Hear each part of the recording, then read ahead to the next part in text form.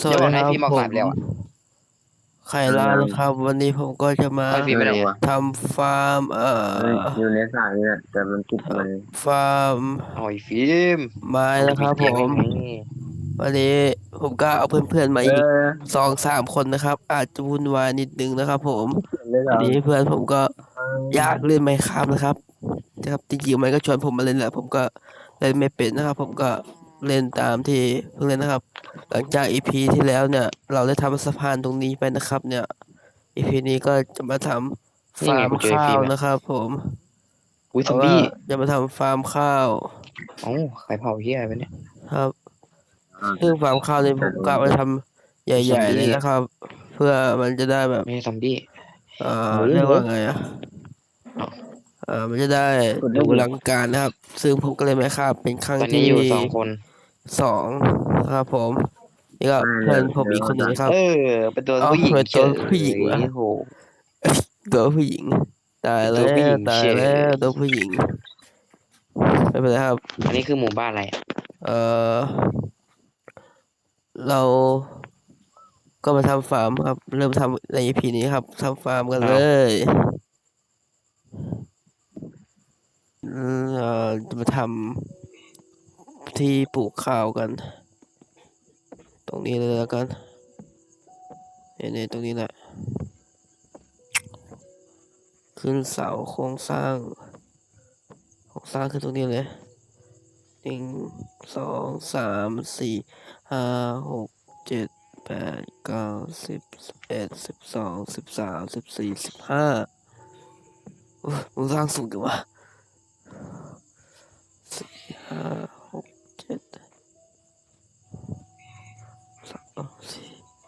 เฮ้ยใครทำอะไรอะเอ้ย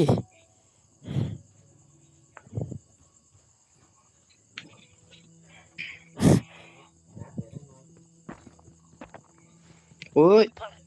เฮียเกือบอะไรโดนกู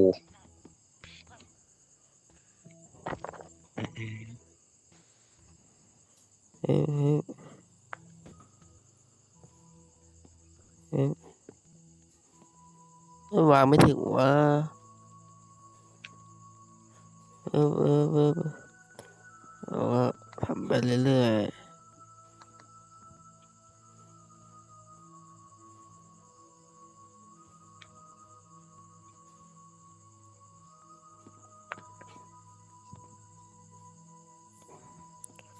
หลังคาก็จะเอาเป็นกระจก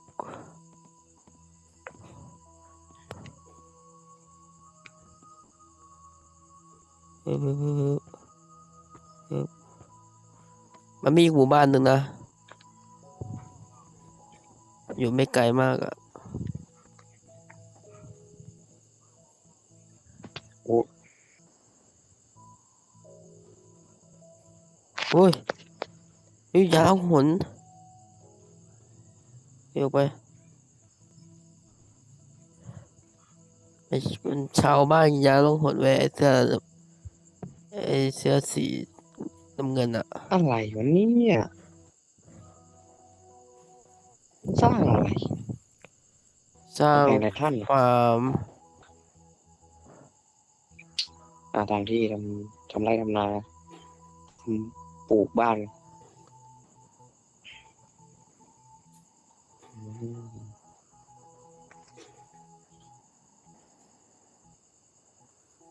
ใช้เหล็กได้เปลืองมาก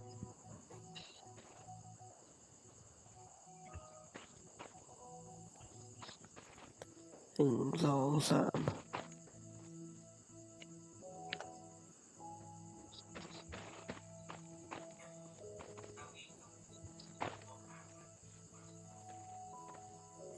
แต่ไม่ถึงอีกแล้ว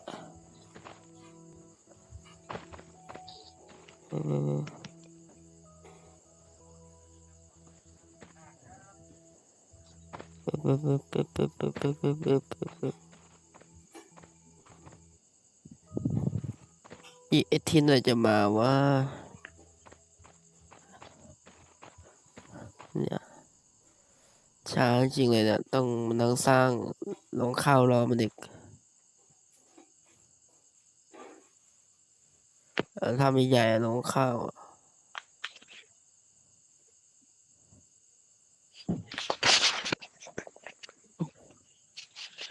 สายต้องดีด้วย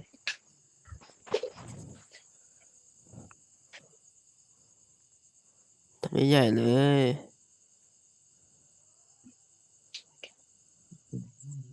ปึ๊บปึ๊บปึ๊บปึ๊บปึ๊บไม้เรามีเยอะครับทุกคน ก็ทำไปสร้างไป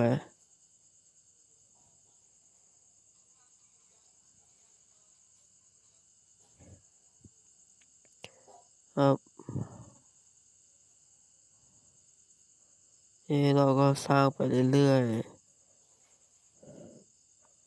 ขึ้นบล็อก15นี่ก็ตีตีตีทำไปเรื่อยๆครับทุกคนฮึบฮึบฮึบฮึบฮึบฮึบพับพับพับพับพับพับพับพับพับพับพับพับพับพับพับพับพับพับเว้ยเราก็ไปทำอีกฝั่งหนึ่งนะครับผม1 2 3 4 5 2 3 4 5ไปครับอ๋อมันได้4บล็อกเหรอโอ้มันก็จะ4ไป4แล้วก็ทำทีละ4นี่แหละทุกคนเรามันได้5เราค่อยทำ5แล้วกันมันได้แค่4แล้วก็ทำ4บล็อกเลยนี่เราก็ทำไปเรื่อยครับทำไปครับเล่นชิวๆไม่รีบครับมีเวลาเล่นอีกเป็น1,000 วันนะครับตอนนี้เพิ่งวันที่18อยู่เลยเราก็เล่นสัก1,000 วันครับเล่น1,000 วันจุดมุ่งหมายเราครับหลังจากเราเล่นการวางบล็อกเสร็จแล้วก็EP หน้าเราจะทำเป็นอะไรดีนะ EP นี้เราทำเป็นทำเป็นโรงข้าวEP หน้าทำเป็นปศุสัตว์เลี้ยงสัตว์ตอนนี้จิโก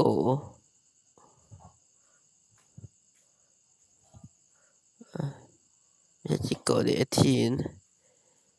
แต่เป็นแบลสัตว์มาแล้วมีเยอะอยู่ครับ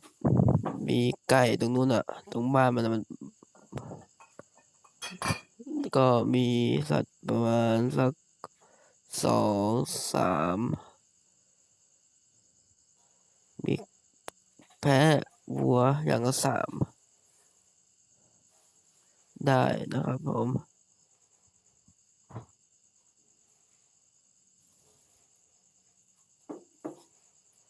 นี่เราก็ทำไปก็รอ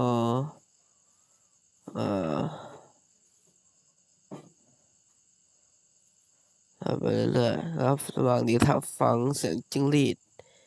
ครับเสียงจิ้งหรีดบ้านผมร้องไหมนะครับฮะเสียงจิ้งหรีดธรรมชาติโอ้โคตรรำคาญเสียงจิ้งหรีด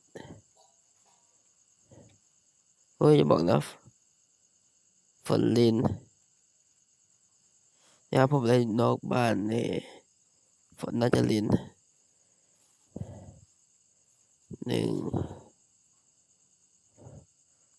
2 3 4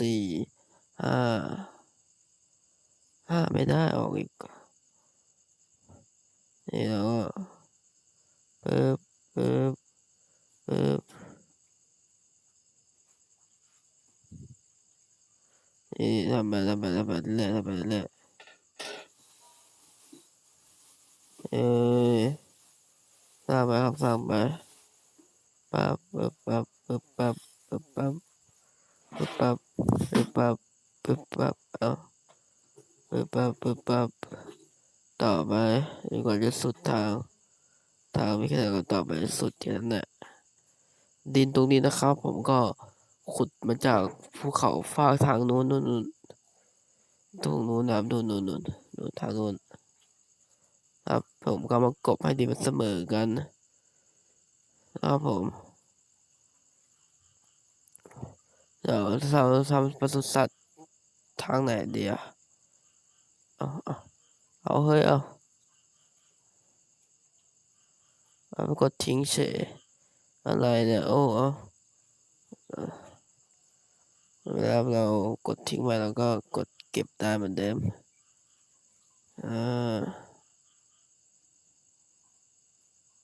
โอเคนี่เราจะสุดทางแล้วเราก็ต่อขึ้นอย่างนี้เลยโอเค1 2 3 4ปึ๊บต่อไปครับต่อไปเรื่อยทำมากับบล็อกเดียวเราไม่เสร็จหลายขี้เกียจลงไปเก็บนะครับนี่ก็รีบทำไปก่อนนะครับแล้วต้องปลูกข้าวอีกข้าวก็ยังไม่มีเลยไปหาข้าวอีกนะครับโอ้ยากเลยจริงๆเลยเราทำอะไรทั้งทีเราทำอลังการเลยครับถ้าเราทำอลังการมันจะเสียเวลาเราต้องทำอลังการงานไม่สร้างเพราะว่าขี้เกียจนะครับเรา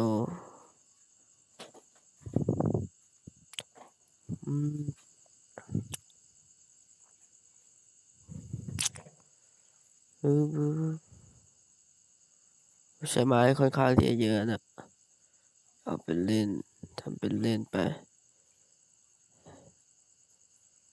ไม่ใช่น้อยเลยเนี่ยไม้ชมพูนะไม้ที่ผมตัดมาอยู่ตรงนู้นนะครับ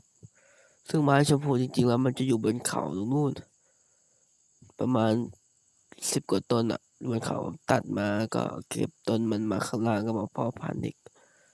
แล้วก็เลยเป็นป่าชมพูนู้นส่วนต้นโอ๊กผมก็ไปตัดตรงนู้นมาครับแล้วก็มาใช้ไม้ก็ฮึบฮึบฮึบฮึบฮึบฮึบฮึบโอ้อะไรตอนอยู่โรงเรียนนัดกันเล่นนะครับพอกลับมาถึงบ้านเล่นกันอยู่2 คนโทรไปในแชทเมื่อกี้ก็เข้ามาแค่3 คนแล้วก็ออกเกมที่เรียบร้อยเนี่ย1 2ออกเกมไปประมาณ3 คน2 คนเลยถ้าไม่เป็นไรเราก็เล่นคนเดียวไม่เป็นไรครับเล่นชิวๆเล่นเรื่อยๆเล่นไปครับผมถ้ามันอยู่ตรงกลางอ่ะต้องทำไงมัน1 2 3 4 5 6 7โอเคเราไปทำมันไม่7อันนะ1 2 3 4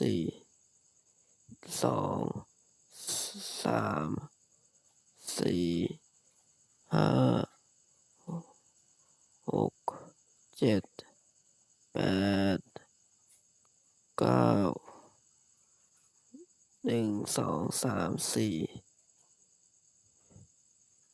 โอเคจะเหลือทางนี้ไว้เอามันเหลือ8แล้วกันทางมันจะดูแบบเท่โอเคเราจะเอาเสา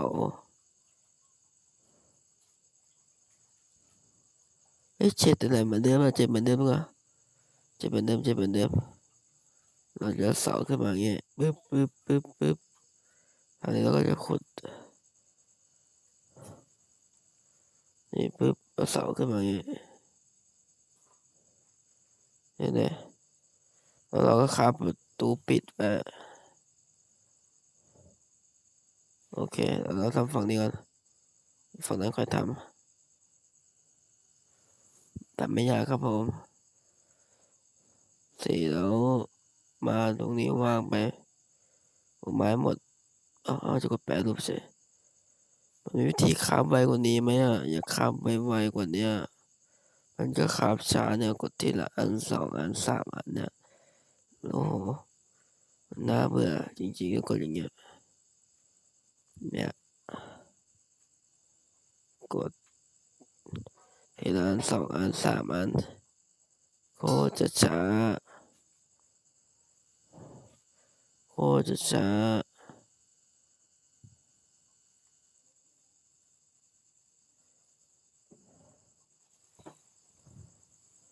โคตรจะช้าครับกดเพิ่มเสียงอีก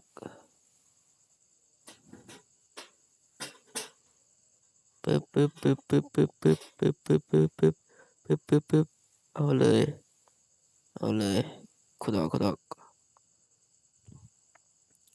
เลยเฉยเลยได้ไงเลยได้ไงเลยได้ไง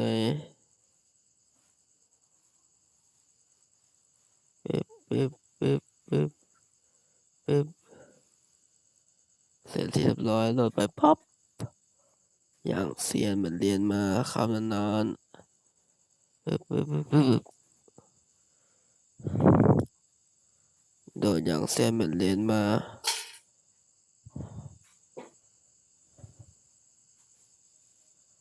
นี่วางไปเฮ้ยทำไมโอ๊กไม่ได้เอาขึ้นมาเรารีบวางนี้มันเต็มก่อนเขาลงแบบทีเดียวแล้วขึ้นมาใหม่ทำไมว่าเขาเสียเวลา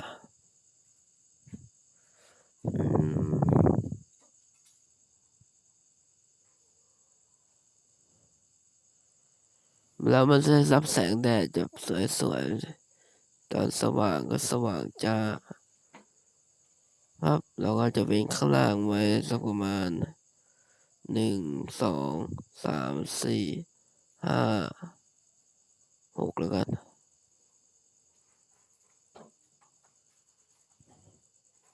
ฮึบฮึบฮึบลงไปเก็บก็ได้มาฮึบเอาไม่ใช่ผิดอันฮึบสามอันขึ้นมาสามอันนี้ก็เป็นกระจก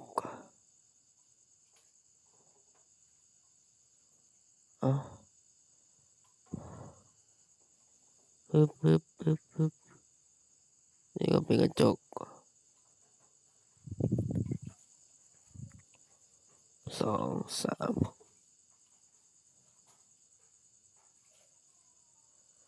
โอเคเราขึ้นไงเราก็ต้องขุดขึ้นอีกแล้ว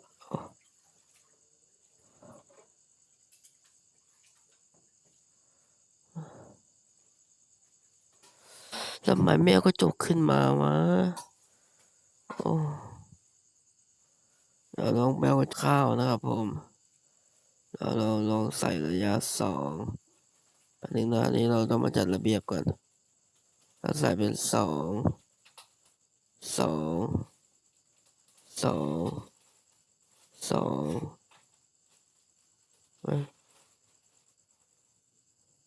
สองสองมันจะอยู่ประมาณไหนอะตรงนี้ปะตรงนี้อยู่ตรงนี้อันนี้นะโอเคตรงนี้ก็จะเหลือ3สวยได้เลยเงี้ยเจ๋งนี่ก็เจ๋งเลยดิ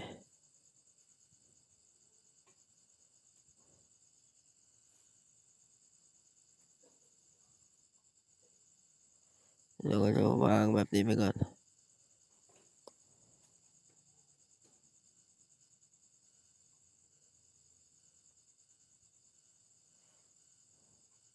วาง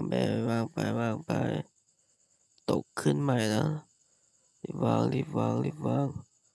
รีบวางวางวางวางวางวางวางวางเอ้ยไม่ได้วะมันพลาดเนี่ยกดไปหนึ่ง2 3นี่ ฮึบฮึบ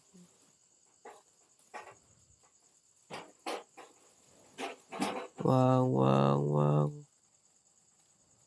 อ่ะวางวางวางวาง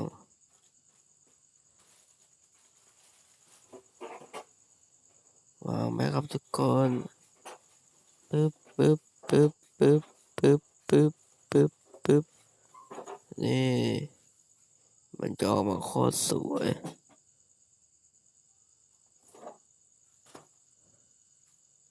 มาดูดูอย่างสวยอย่างสวยอะผมทำเลยนะทั้งสวยทั้งหล่อเอชเคเอชเคเอชเค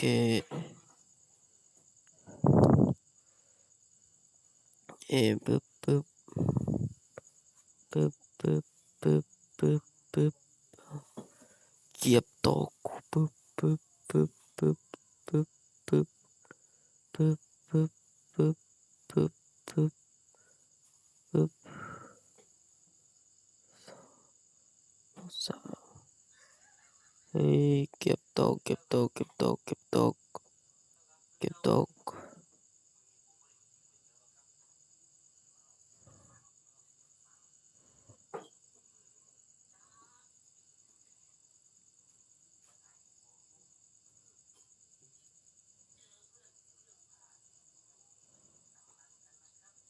ปึ๊บปึ๊บ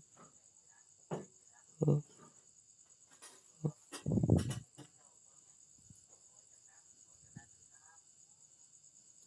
มา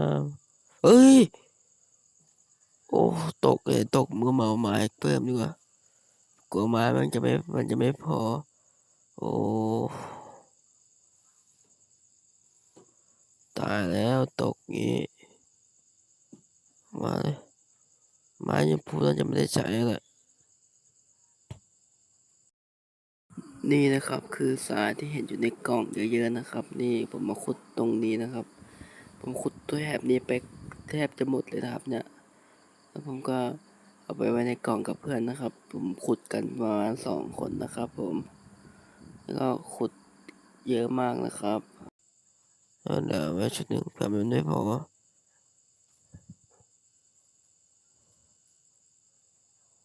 โอ้โหไม่น่าเลยตกว่าแล้วเดี๋ยวต้องขึ้นไปใหม่อีกบันไดเราก็ไม่อยากครับเท่าไหร่บันไดมันเปลืองงบประมาณครับเราก็เลยไม่อยากขับบันไดเท่าไหร่จะเปลืองงบประมาณนะ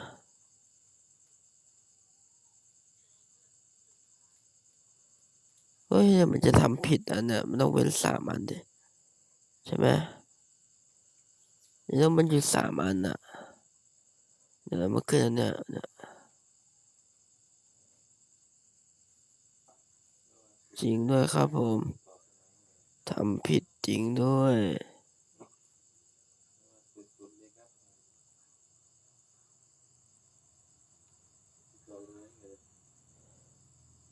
เอ้ยไม่เป็นไรผิดไม่เป็นไรเราผิดเลยขี้เกียจแก้นะครับผมใครจะแก้เลยผมไม่แก้ละ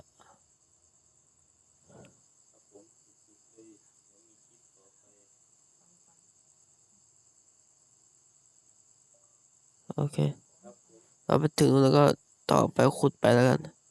เพราะว่าถ้าเราจะมาหมวกแกเนี่ยมันจะช้ามันจะไม่ทันเหรอเราก็ต่อไปขุดไปแล้วกันมันไม่ทันแน่ๆแหละไม่ต้องรีบเลยนะรีบไปไม่งั้นมันจะไม่ทันถ้าเราไม่รีบ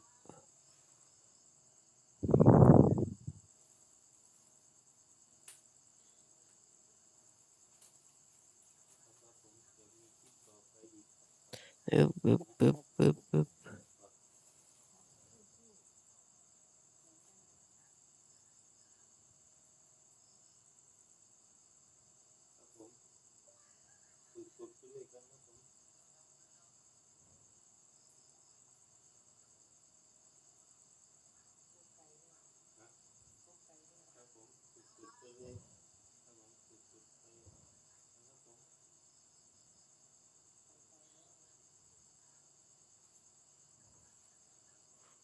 รีบทำไปเอ้ย ตกอีกแล้วโอ้ตกอีกแล้วโอ้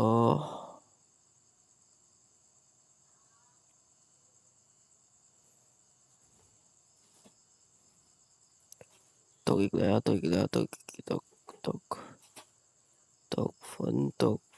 ตกฝนตกที่หน้าต่างทำผิด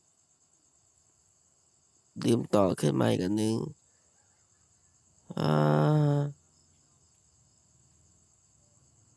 ขวานก็จะพังอะไรวะ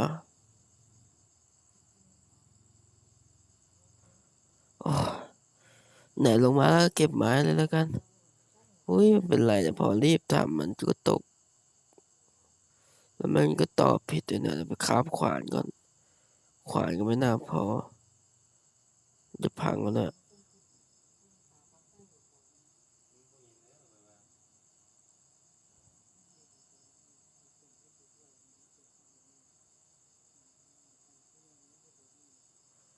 ไม้สติ๊กปล่อยมันไปคงไม่ได้ใช้แล้วก็ต่อขึ้นไปเยอะๆแล้วค่อยมาขุดทีหลังแล้วกันแล้วค่อยมาเก็บงาน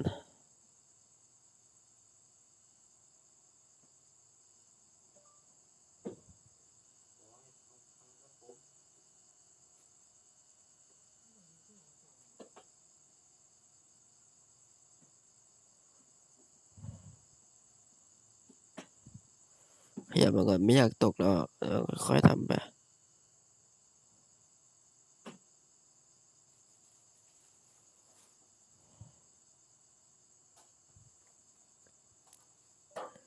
เดินถอยหลังตกอีกไม่เอานะ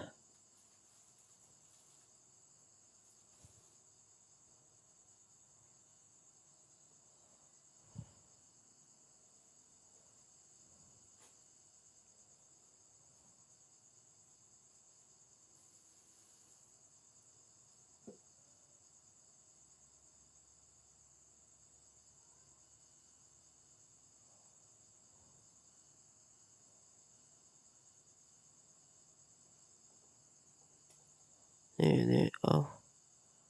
โอเคแล้วก็เหลือแค่อันสุดท้ายแล้วเราก็ค่อยวางกระจกโอ้โหอุ๊ยเก็บตกโอ้ฝนตก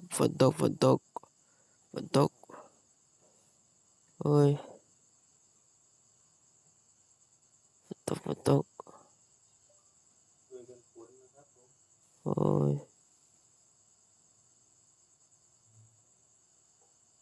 โอเคเสร็จแล้วเราก็มาวางกระจกกันเลย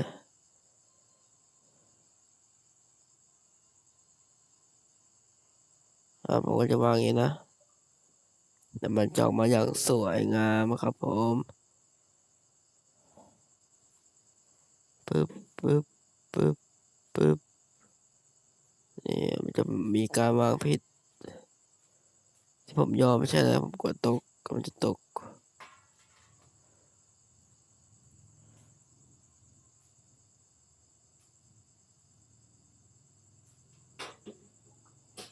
ปึ๊บปึ๊บปึ๊บมันจะตกเราต้องรีบย่อรีบวาง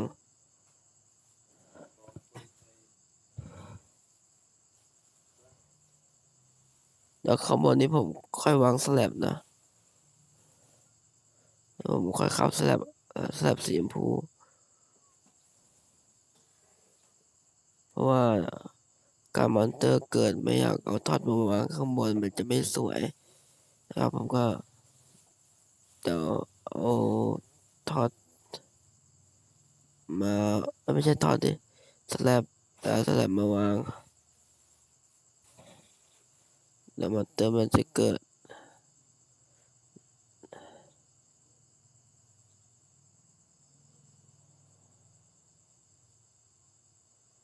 นี่ปึ๊บปึ๊บปึ๊บปึ๊บปึ๊บปึ๊บปึ๊บปึ๊บปึ๊บปึ๊บปึ๊บปึ๊บอ่ะปึ๊บปึ๊บวางไปครับวางไปวางวางวางวางวางวางวางวางวางวางวางวางแล้วก็วางโอ้ไม่วางผิดคนเยอะถูกใช่นี่เรามาถึงอันนี้แล้ว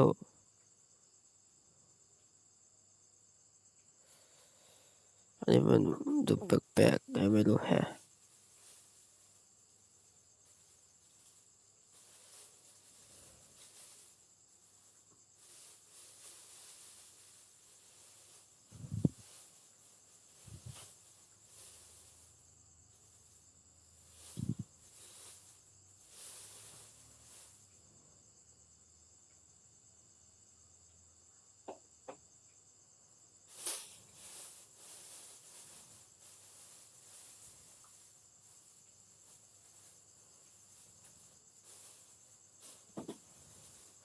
เราวางอย่างนี้เลยกันแล้วเนี่ยมันจะได้แบบ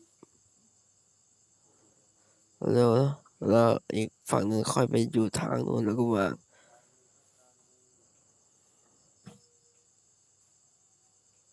เดี๋ยวก็ภาวนาว่าอย่าล่วงโอเค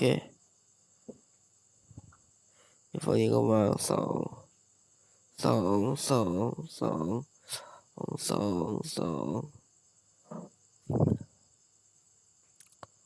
วางสองอันทีละสองอันมันจะได้ไม่ร่วง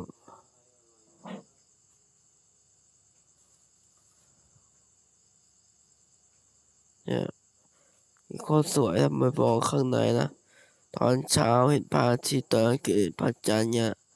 แล้วแบบผูกข้าวเนี่ยนะครับแบบโคตรเท่โคตรจับโอ้นี่นี่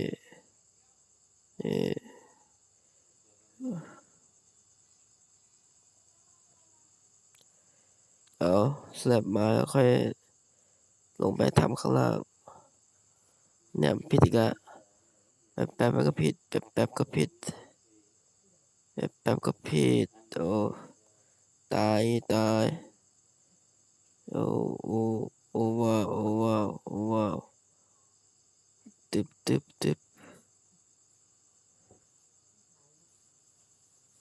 ๊บปึ๊บปึ๊บปึ๊บปึ๊บปึ๊บปึ๊บปึ๊บกระจกจะบอกนะไม่พอเฮ้ยต้องลงไปอีกแล้วเนี่ยแต่ไม่พอไม่ได้นะไม่ได้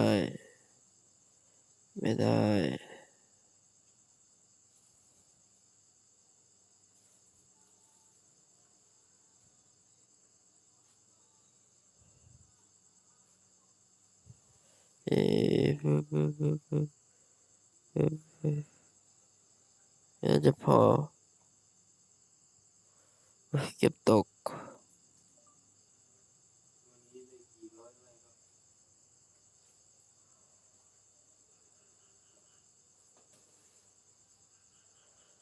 นี่ปึ๊บวางไปปั๊บปั๊บ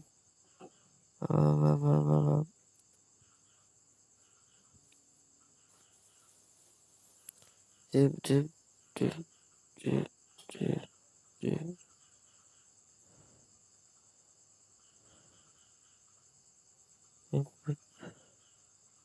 โอ้ยเสร็จแล้วเราก็เหลือ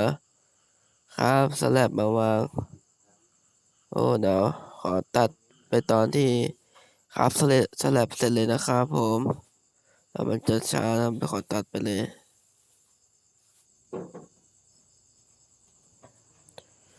มาแล้วครับผมวันนี้ผมก็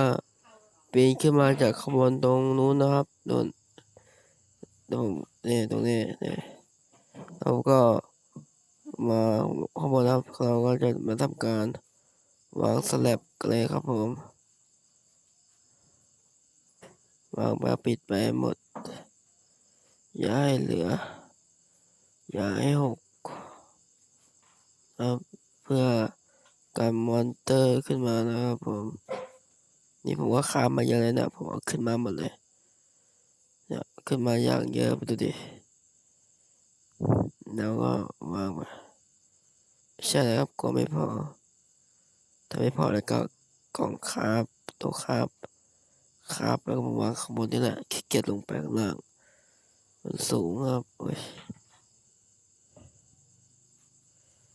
โดนต้องวางกี่อันนะดูดิโคตรเยอะสร้างอลังการเกินโอ้โอ้โอ้ปั๊บปั๊บปั๊บปั๊บ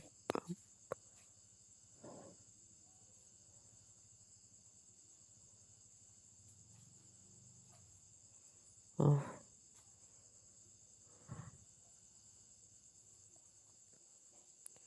ฝั่งหนึ่งก็ใช้ประมาณ2 ชุด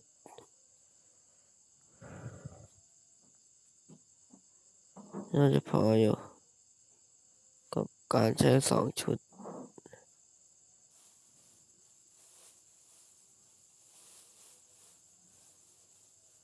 ทำไมผมแต่ทุกคนถามว่าทำไมเราทำไมต้องทำเป็นกระจกนะครับเพื่อรับแสงแดดเข้าโตไวๆมันมีแสงแดดอยู่นะครับผมเขาจะโตเต็มที่อย่างไวนะครับ ถ้าเราแม่เอากระจกไปกับข้าวจะรับวิตามินน้อยนะครับเพราะฉะนั้นก็ต้องเอากระจกมาแล้วก็ลงไปแสงสว่างจากพระอาทิตย์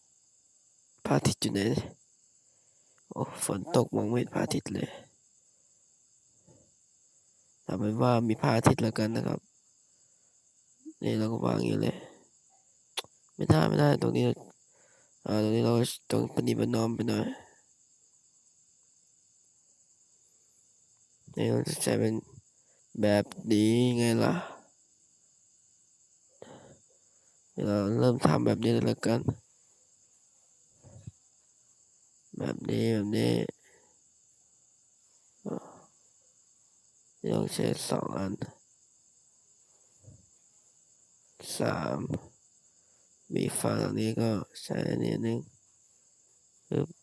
ปึ๊บปึ๊บ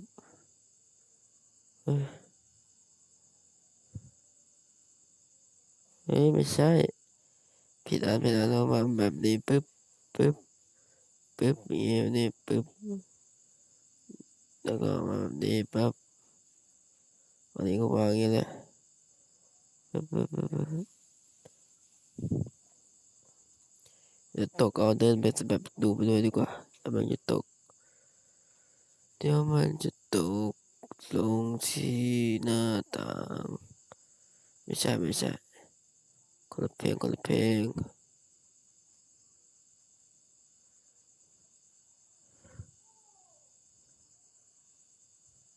เออช่วงนี้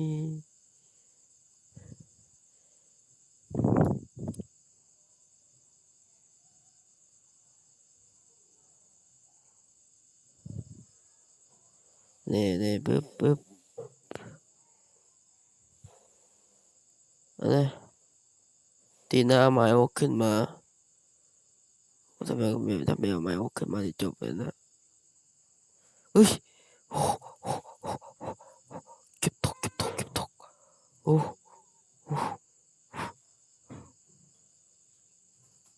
เก็บตกเมื่อกี้ใจหายแวบเลยโอ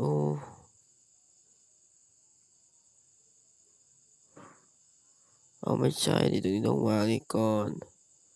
นี่ไม่ได้เป็นบันไดแบบนี้ปึ๊บปึ๊บปึ๊บแล้วก็นี้มานี่ปึ๊บปึ๊บปึ๊บนี่เราก็วางอย่างนี้เลยเดินไปปึ๊บปึ๊บปึ๊บปึ๊บเอ้า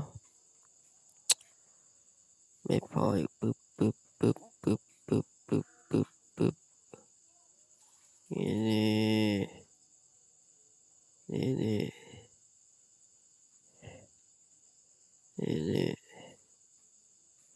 โอ้ยขโมยอย่างเท่เยสสวยจะทำแบบเดียวแต่ว่าตรงนี้เนาะผมจะใส่เป็นอะไรเนาะแน่นอนครับไม่ต้องสงสัยอะไรมากนี่ผมใส่แบบนี้เลยนี่ตรงนี้นะครับผมก็จะปิดด้วย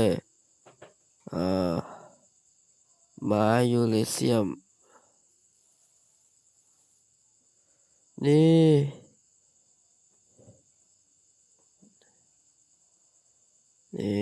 เราทำไปก่อนเดี๋ยวค่อยปิดทีหลังปึ๊บปึ๊บปึ๊บปึ๊บปึ๊บปึ๊บปึ๊บหรือข้างหน้าจะไม่เอาหรือข้างหน้าจะไม่มีดีกว่า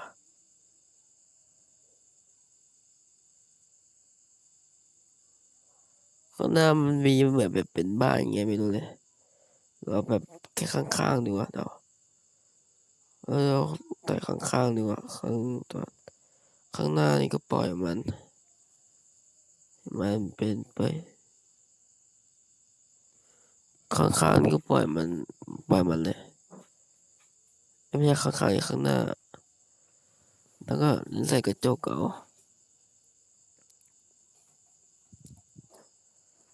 คิดก่อนว่าจะทำยังไงดี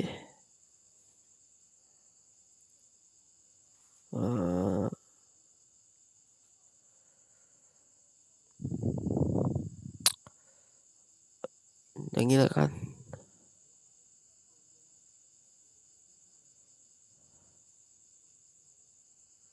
ต่อมาอีก2 อันแล้วกันปึ๊บปึ๊บแล้วทำให้มันเหมือนกันแบบนี้เลยนี่ปึ๊บปึ๊บปึ๊บปึ๊บเดี๋ยวใส่อย่างเงี้ยง่ายดีฉบับคนคิดไม่ออก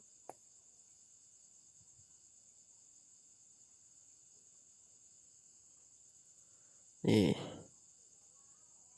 ปึ๊บปึ๊บปึ๊บปึ๊บปึ๊บปึ๊บ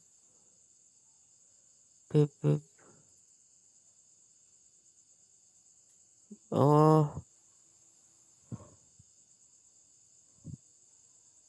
เอาอะไรเนี่ยเอา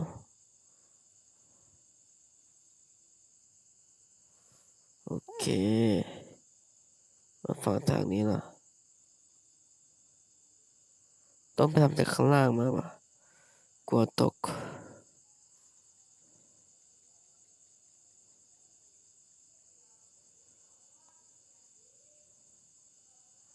ต้องทำฝั่งเนี้ย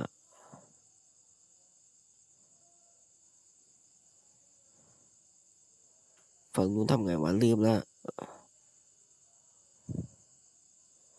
1 2 3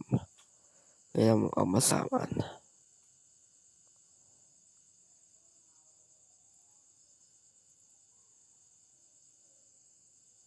ับ1 2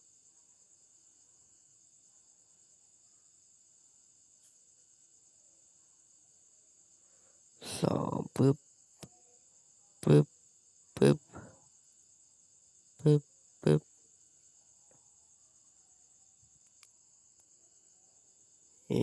ปึ๊บ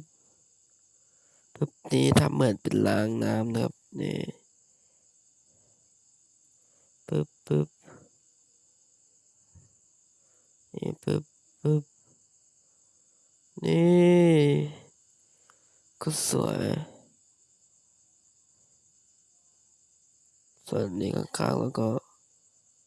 ใส่อย่างนี้เลยปึ๊บปึ๊บปึ๊บใส่ไปใส่ใส่ใส่ใส่ใส่ไปเรื่อยๆแบบปึ๊บนี่เย็ดค่อนข้างที่จะเท่นะครับค่อนข้างที่จะเท่มันเท่ระเบิดนี่ฝรั่งนี่เท่ระเบิด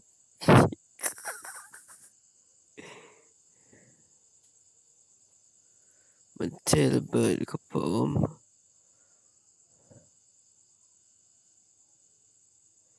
มันค่อนข้างที่เท่ระเบิด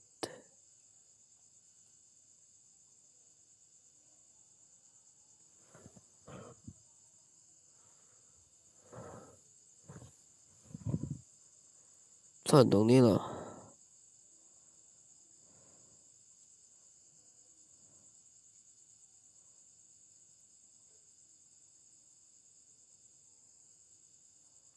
ตรงนี้ก็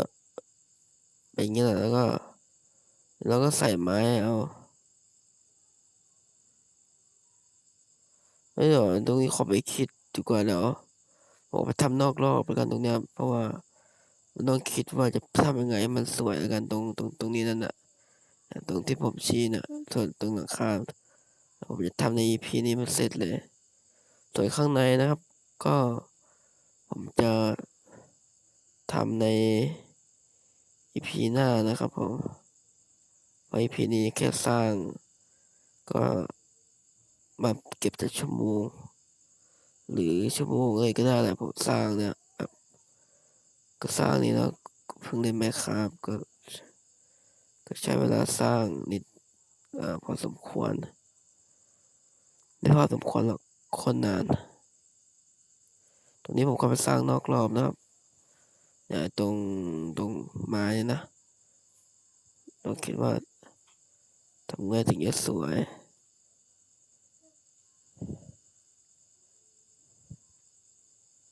อ๋อ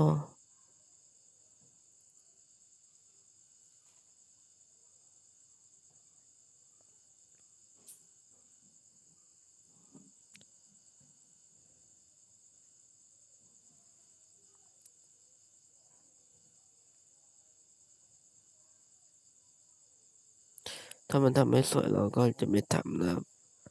แต่มันต้องมีวิธีนึงอะที่ทำให้มันสวยเหมือนหน้าตาเย็ดลูก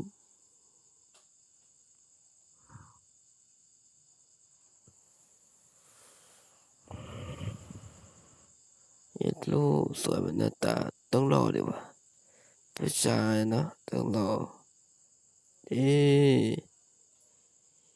นี่อ่า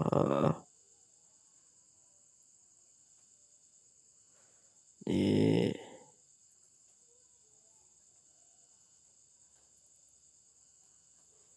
อ๋อเนี่ยวางผิดอีกแล้วอ๋อผิดอีกโอ้โหเอา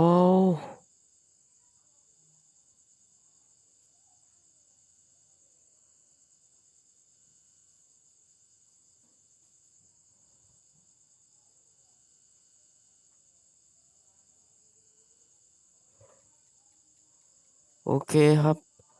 สำหรับตรงนี้ก็เสร็จแล้วนะครับผมเดี๋ยวผมจะลงไปข้างล่างนะครับบึ้บลงมาอย่างนี้เลยนะครับนี่ผมจะพาชมข้างในก่อนข้างในเป็นเงี้ยเดี๋ยวผมค่อยลื้อนอกรอบเอานะครับผมข้างในก็จะประมาณนี้นี่ตอนนี้ผมจะไปรีวิวข้างนอกนะครับเอ่อข้างนอกก็อุ๊ยนี่ข้างหน้าครับข้างหน้าเป็นประมาณนี้ครับเดี๋ยวตรงข้างๆก็จะเป็นประมาณนี้ครับผมนี่เดี๋ยวผมวิ่งพาดูนี่หมู่บ้านนะเดี๋ยวในอนาคตเราจะทำหมู่บ้านวิลเลจเจอร์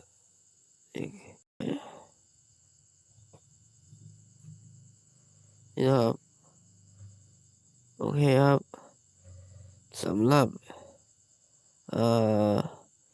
EP นี้ครับผมก็สร้างประมาณนี้ครับส่วนการปลูกข้าวนะครับข้างในผมอาจจะทำใน EP หน้านะครับ แล้วก็เอ่อตรงนั้นอาจจะทำนอกรอบข้างบนตรงนู้นตรงนู้นนะครับเนี่ยตรงที่ผมชี้ไปว่าข้างในปลูกข้าวจะทำใน EP หน้า EP นี้ก็น่าจะกินเวลามาเยอะแล้วนะครับโอเคครับสำหรับถ้าชอบ EP นี้ครับฝากกดไลค์กดแชร์เป็นกำลังใจให้ผมด้วยนะครับเจอกัน EP หน้าครับผม